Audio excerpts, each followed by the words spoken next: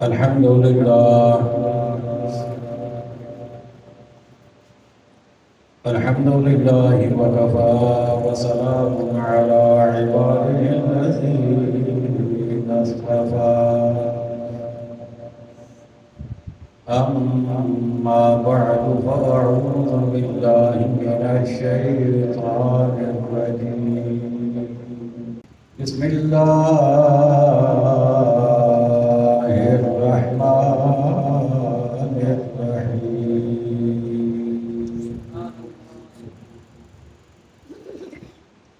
فأزلهما الشيطان عنها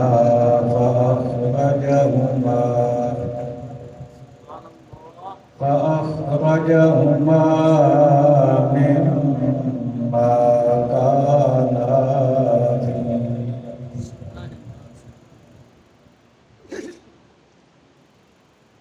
قلنا اهبطوا بعضكم لبعض عدو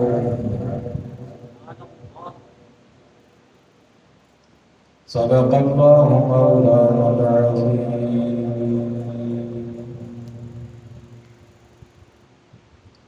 مل کر پڑھیے صلی اللہ علیہ یا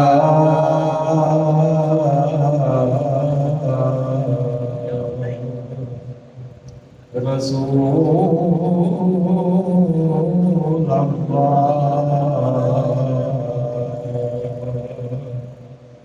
وسلم علیہ یا حبیب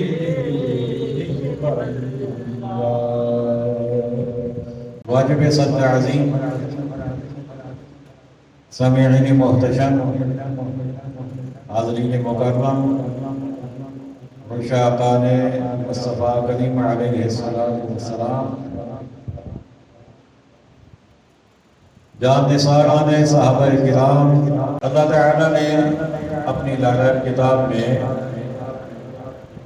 حضرت سیدنا آدم علیہ نبینا و علیہ السلام کا واقعہ بڑی خوبصورتی کے ساتھ اور بڑی تفصیل کے ساتھ مختلف مقامات پر بیان فرمایا ہے۔ اس وقت میرے سامنے سورۃ البقرہ ہے، آیت نمبر 36 سے میں آغاز کر رہا ہوں۔ تھوڑا سا بیک گراؤنڈ سمجھ لیجیے کہ جب رب کائنات نے حضرت آدم علیہ السلام کو اپنے دست قدرت سے پیدا فرمایا اور آپ کے جسد اقدس میں اپنی روح ہوگی تو آدم علیہ السلام کو اللہ تعالیٰ نے جنت میں منتقل فرما دیا اور فرمایا کہ یا آدم اسکن انت وزوجک الجنۃ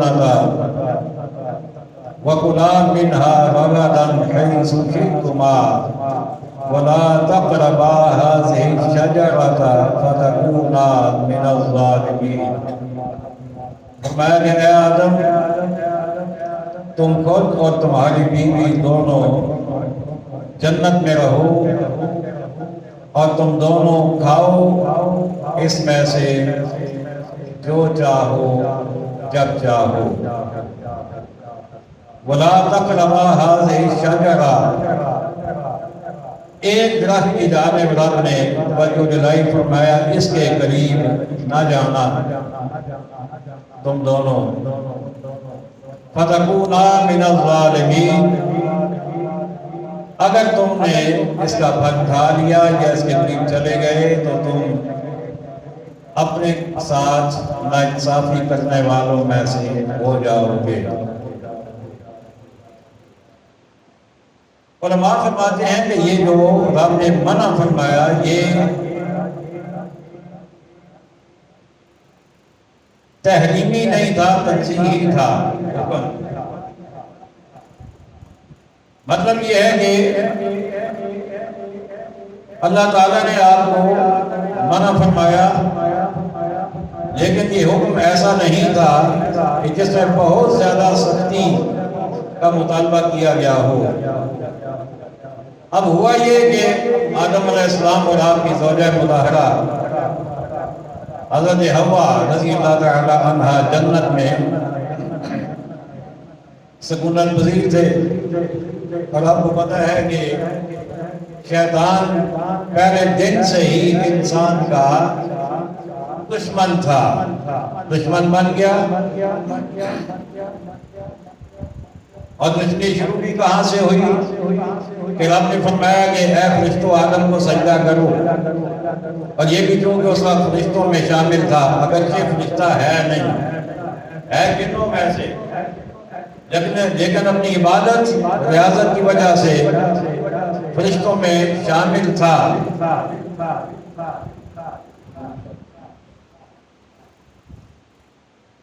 اسے بھی حکم ہوا،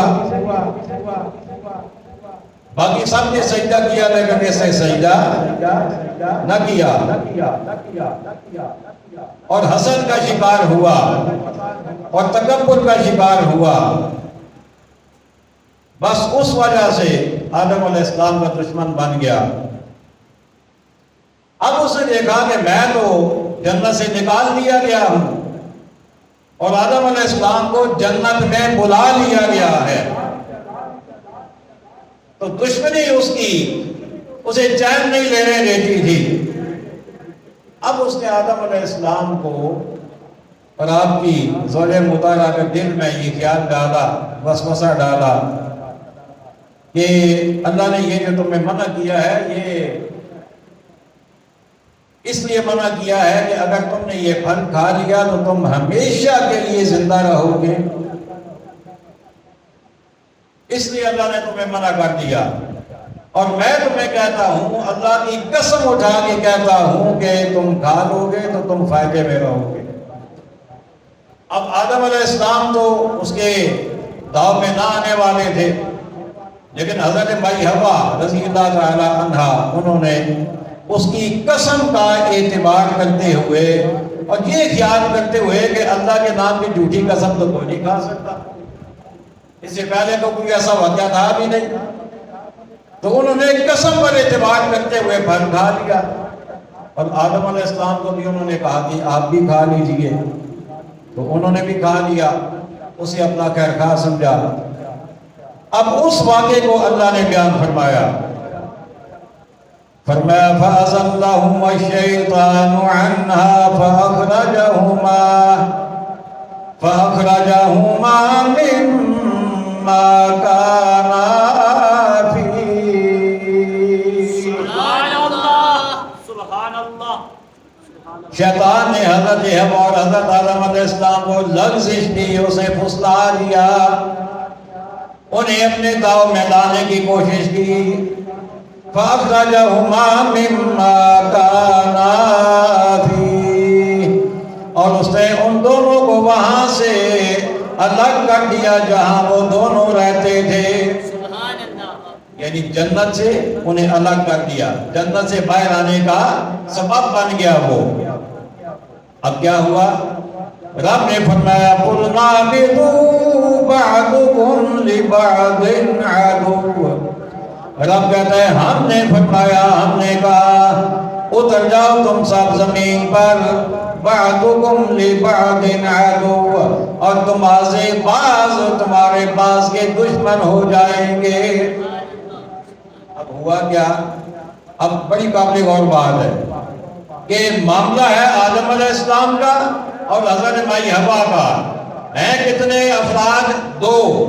اوپر قرآن نے دو کا ہی صیغہ استعمال کیا، کلا دو کا صیغہ ہے، تقربا دو کا صیغہ ہے، اور کانا دو کا صیغہ ہے، ازلہما دو کا صیغہ ہے، اخرجہما دو کی بات ہے، ہر جگہ دو دو کی بات ہے۔ رب نے کہا کہ دونوں جنت میں تھے، دونوں کھاؤ، اور رب نے فرمایا کہ دونوں کو پھسلا دیا، دونوں کو وہاں سے الگ کر دیا، لیکن جب زمین پہ اتارنے کی بات کی تو رب نے جمع کا صیغہ استعمال کیا۔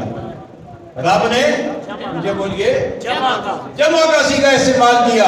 اب دو کی بات نہیں ہے. تو گویا کہنے کا مطلب یہ ہے کہ جو لوگ انبیاء کے ادب کو نہیں سمجھتے انہیں یہاں پر غور کرنا چاہیے کہ جب جنت سے زمین کے بھیجنے کا معاملہ آیا تو رب نے دو کی بات نہیں کی, رب نے جمع کا صیغہ استعمال کیا کہ فقط ان دو کی بات نہیں ہے, میں سب کو زمین پر بھیج رہا ہوں. تم سب چلے جاؤ زمین پہ. اس لیے کہ دو کی بات ہوتی تو لوگ کہتے ہیں دیکھیں نا اللہ نے دونوں کو حضرت آدم اور حضرت حوا کو زمین پہ بھیج دیا, جنت سے نکال دیا. رب نے کہا نہیں, بھیج انہیں رہا ہوں لیکن حکم سب کو دے رہا ہوں, اس لیے کہ ان کی پیٹھ میں مسلمانوں کی روحیں بھی شامل ہیں, ان کی پیٹھ میں بے ایمانوں کی روحیں بھی ہیں. یہ جب زمین پہ جائیں گے وہ روحیں زمین کے ان کے ساتھ جائیں گی, پھر وہاں پر پیدائش کا معاملہ ہوگا, کافر بھی پیدا ہوں گے, مومن بھی پیدا ہوں گے. کافر شیطان کے پیچھے چلیں گے, مومن ان کے پیچھے چلیں گے, اور اس کے بعد پھر کافر کو جہنم سے بھر دوں گا, جہنم کو کافروں سے بھر دوں گا, اور ایمان والوں کو واپس پھر جنت میں بلا لوں گا.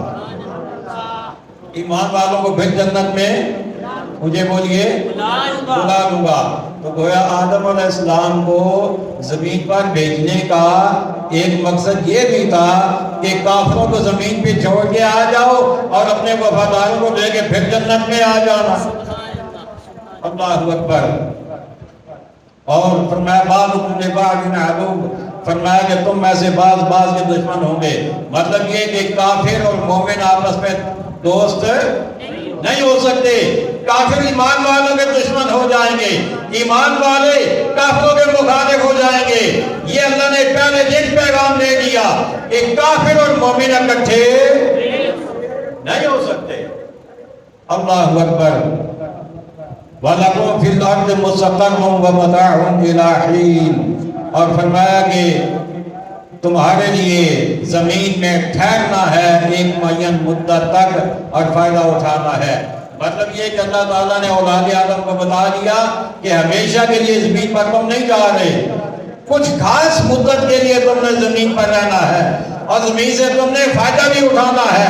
جب وہ خاص مدت گزر جائے گی تو کافروں کو جہنم میں بھیج دوں گا اور ایمان والوں کو پھر جنت میں بلا دوں گا. اللہ اکبر. اب آدم علیہ السلام جنت سے آئے زمین پہ, دل میں ایک اضطراب تھا, دل میں ایک بے چینی کی کیفیت تھی کہ ہم نے کہا تھا پھل نہیں کھانا لیکن ہم نے کھا لیا. اگرچہ شیطان کے وسوسہ ڈالنے کی وجہ سے کھایا, اگرچہ اس کی قسم پہ اعتبار کیا لیکن پھر بھی کھا تو لیا. اب اس وجہ سے آدم علیہ السلام آنسو بہانا شروع ہو گئے اور 300 سال تک آدم علیہ السلام زمین پہ آنسو بہاتے رہے. اب یہاں پر ایک بات بڑی قابل غور ہے. وہ بات یہ ہے کہ بعض لوگ بڑا منہ پھاڑ کے پورا منہ کھول کے کہہ دیتے ہیں کہ دیکھیں جی آدم علیہ السلام سے تو بھی غلطی ہوئی ہے نا, انسان خطا کا پتلا ہے, لیکن آدم علیہ السلام نے جو کیا اسے رب نے غلطی کا نام نہیں دیا, اسے رب نے گناہ کا نام نہیں دیا. رب نے فرمایا فناسیا وَلَمْ نَجِدْ لَهُ عَزْمًا, فرمایا فناسیا, آدم علیہ السلام بھول گئے. کیا رب نے فرمایا آدم علیہ السلام, اور جو کام بھول کے کیا جائے اسے گناہ نہیں کہا جاتا, اسے گناہ تصور نہیں کیا جا سکتا. اب یقینا روزہ رکھنا ہمارے اوپر فرض ہے رمضان کا ہر عاقل بالغ پہ, لیکن اگر کوئی بھول کر پانی پی لے تو کیا اس کا روزہ ٹوٹ جاتا ہے؟ مجھے بولیے, کیا وہ گنہگار ہو جاتا ہے؟ نہ روزہ ٹوٹتا ہے نہ وہ گنہگار ہوتا ہے. کیوں؟ اس لیے کہ اس نے پانی بھول کے پیا ہے. آدم علیہ السلام کے بھی بارے میں رب نے فرمایا کہ فناسی آدم, فرمایا جو بات ہم نے آدم سے کہی تھی اس پھل کے قریب نہ جانا, وہ انہوں نے کھایا ضرور ہے لیکن بھول کے کھایا ہے. وَلَمْ نَجِدْ لَهُ عَزْمًا, اور ہم نے ان کا ارادہ نہیں پایا, انہوں نے غیر ارادی طور پہ کھا لیا. اللہ اکبر. لیکن اس کے باوجود ندامت کی وجہ سے آدم علیہ السلام آنسو بہاتے رہے، 300 سال تک آنسو بہاتے رہے۔ اب اس کے بعد کیا ہوا؟ اللہ سے معافی بھی مانگتے رہے، یا اللہ مہربانی فرما، جو خطا ہوئی، جو غلطی ہوئی۔ اب وہ تو کہہ سکتے ہیں نا کہ خطا یا غلطی، لیکن ہم ان کے عمل کو خطا یا غلطی نہیں کہیں گے۔ تو وہ کہتے رہے، یا اللہ جو خطا ہوئی، جو غلطی ہوئی معاف فرما۔ 300 سال گزر گئے، اللہ نے توجہ نہ فرمائی، لیکن پھر آدم علیہ السلام کے دل میں خیال پیدا ہوا۔ اور کیا خیال پیدا ہوا؟ آپ نے سوچا کہ جب اللہ نے میرے جسم میں روح ڈالی تھی تو جب سب سے پہلے میں نے میری آنکھوں میں جب روشنی آئی تھی، میں نے آنکھیں کھول کے جب دیکھا تھا تو میری نظر اللہ کے عرش کے کنارے پہ جا پڑی تھی، اور عرش پہ میں نے لکھا ہوا دیکھا تھا، لا الہ الا اللہ محمد رسول اللہ۔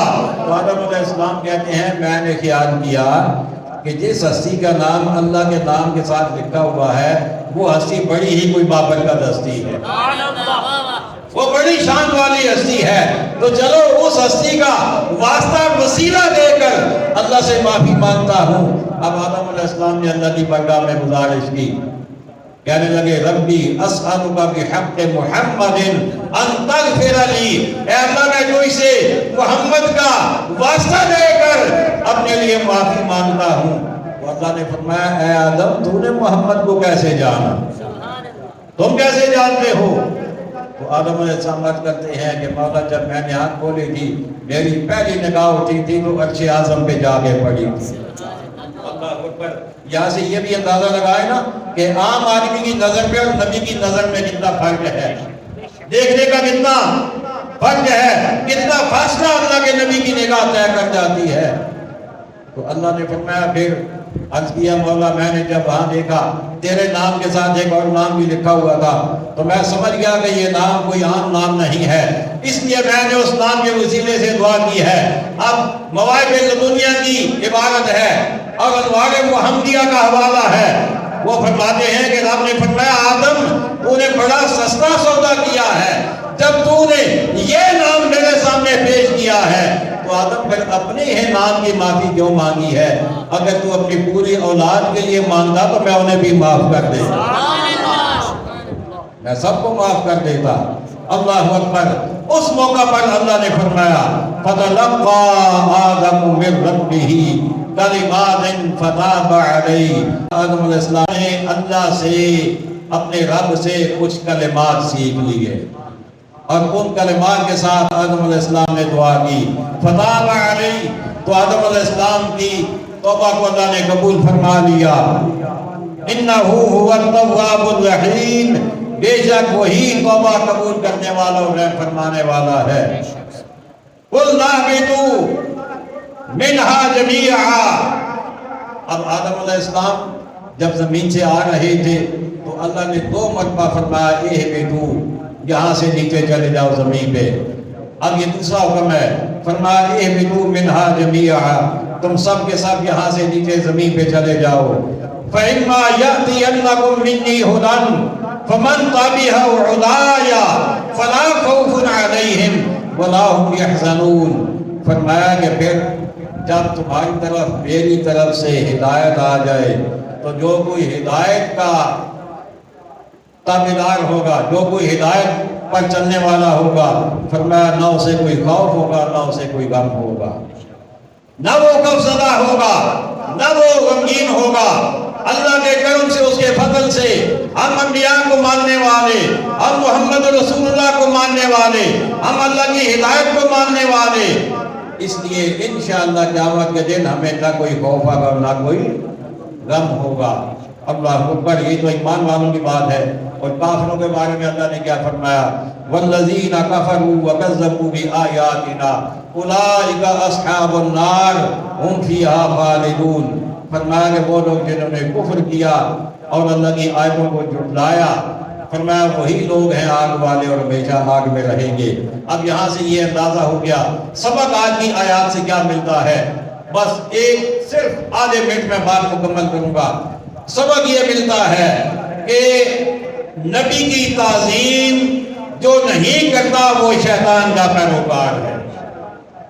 اور شیطان کے پیروکار سارے جہنم میں جانے والے ہیں، اور جو ہدایت کا پیروکار ہوتا ہے وہ جنت میں جائے گا، وہ جنت میں نبیوں کے ساتھ ہوگا، اولیاء کے ساتھ ہوگا، پاکان امت کے ساتھ ہوگا۔